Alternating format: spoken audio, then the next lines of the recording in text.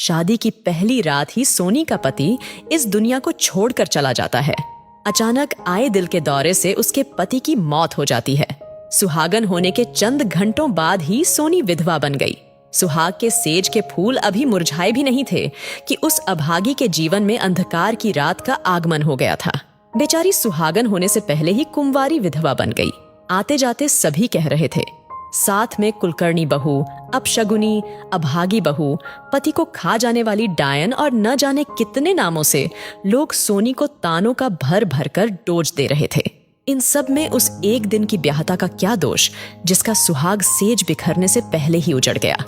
खैर, मौत के एक दिन बाद बाहर वालों के साथ साथ अब सास ससुर, ननद, देवर सभी के मुंह से सोनी के लिए एक ही शब्द निकलते थे, आते ही खा गई।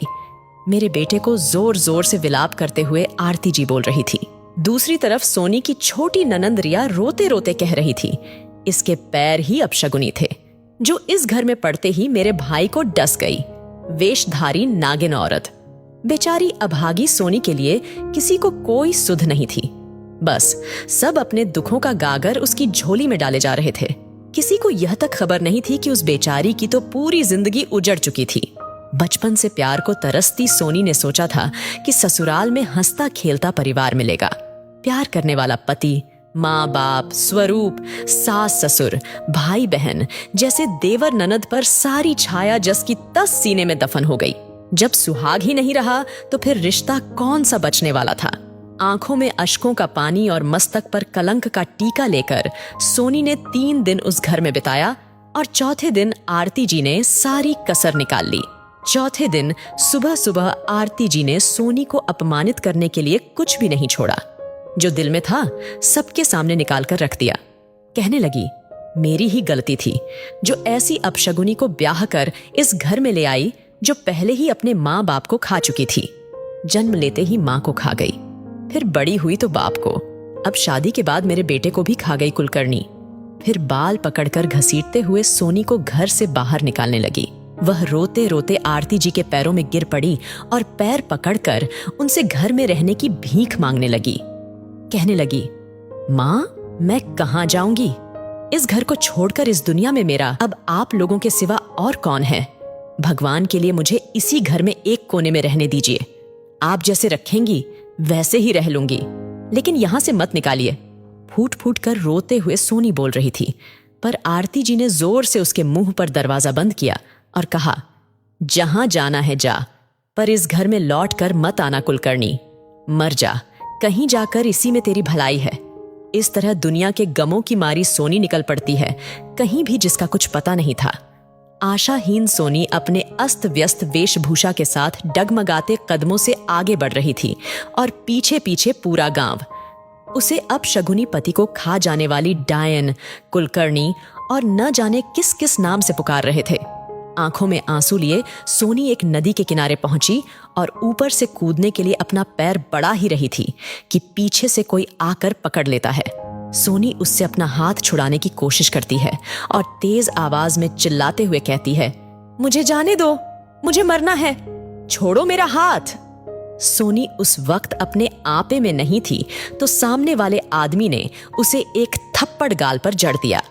तब जाकर उसका दिमाग ठिकाने पर आया। वह आदमी उसे नीचे वही घास पर बिठा देता है, फिर उससे मरने का कारण पूछता है। सोनी शुरू से अंत तक बताती है और फिर कहती है, मेरी तो किस्मत ही काली स्याही से लिखी गई है। मैं जहां भी जाती हूं अपशगुनी ही कहलाती हूं। फिर सोनी उस भले मानस का नाम पूछती है और कहती है, आपने मुझे क्यों बचाया? मेरा नाम अमन है। मेरी और आपकी कहानी एक जैसी ही है। लोग मुझे भी बदकिस्मत कहते हैं। मेरा भी इस दुनिया में कोई नहीं है। मुझे तो यह भी पता नहीं कि मेरे माता पिता कौन है। बस जन्म देकर छोड़ गए मंदिर की सीढ़ियों पर। वो तो भला हो उस भले पुजारी बाबा का जिन्होंने मुझे भगवान का आशीर्वाद समझकर अपने पास रख लिया, नहीं तो मैं भी आज इस दुनिया में लावारिस होता। फिर अमन अपनी बात को आगे बढ़ाते हुए कहता है, सोनी जी, मरना जीवन का उपाय नहीं है, बल्कि जिंदा रहकर खुद को उस कलंक से मुक्त करना इसका सही तरीका है। पर मैं कहां जाऊं? अमन जी, मेरा तो कोई नहीं है। शादी के समय ही चाचा चाची ने मुझे यह कहकर विदा किया था कि दोबारा इस घर में नहीं आना तो फिर कहां जाऊं। मेरे सामने मरने के अलावा कोई दूसरा रास्ता नहीं था।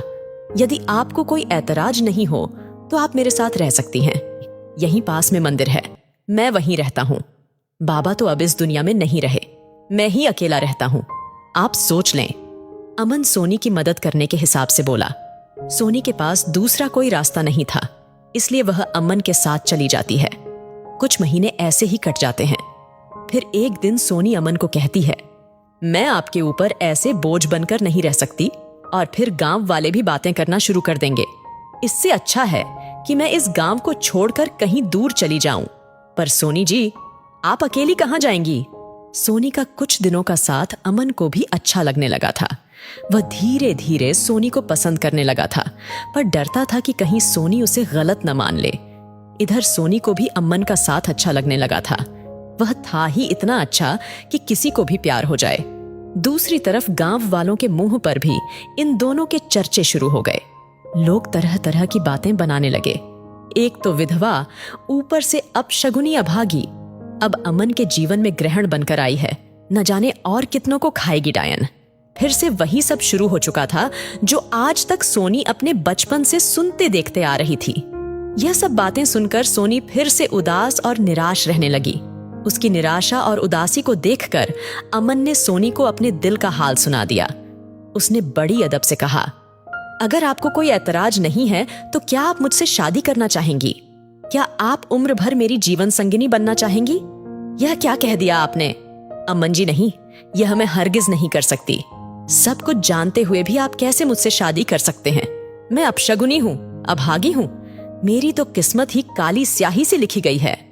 सोनी की निराशा भरी बातें सुन अमन उसके हाथों को पकड़कर कहता है, यह सब दुनिया का भ्रम है। सोनी जी, जीवन मृत्यु तो उस ऊपर वाले की देन है। उसकी मर्जी होती है तभी कुछ होता है। इन सब में आप कैसे जिम्मेदार हो सकती हैं? मैं नहीं मानता इन सब चीजों को। मुझे बस इतना पता है कि आपसे मुझे प्रेम है और मैं आपके साथ पूरी जिंदगी बिताना चाहता हूँ। काफी मनाने के बाद सोनी भी शादी के लिए मान जाती है। शुभ दिन देखकर दोनों की मंदिर में शादी हो जाती है। शादी के बाद सब कुछ कुशल मंगल ही होता है। अमन एक किराने की दुकान खोल लेता है और सोनी अमन के काम में हाथ बटाती है। शादी के 1 साल बाद अमन और सोनी के जीवन में एक नया अध्याय जुड़ता है, पति पत्नी से माता पिता बनने का। प्रिय दोस्तों, यह दुनिया भी बहुत अजीब है। यहाँ हर गलती की सजा सिर्फ औरतों को ही भुगतनी पड़ती है, चाहे उनकी कोई गलती भी ना हो। दोस्तों, आपके इस वीडियो के बारे में क्या राय है? कमेंट करके जरूर बताइएगा। और इसी तरह की इंस्पिरेशनल वीडियो देखने के लिए लाइक एवं फॉलो जरूर कीजिएगा। तो मिलते हैं अगली वीडियो में। आपका बहुत बहुत धन्यवाद।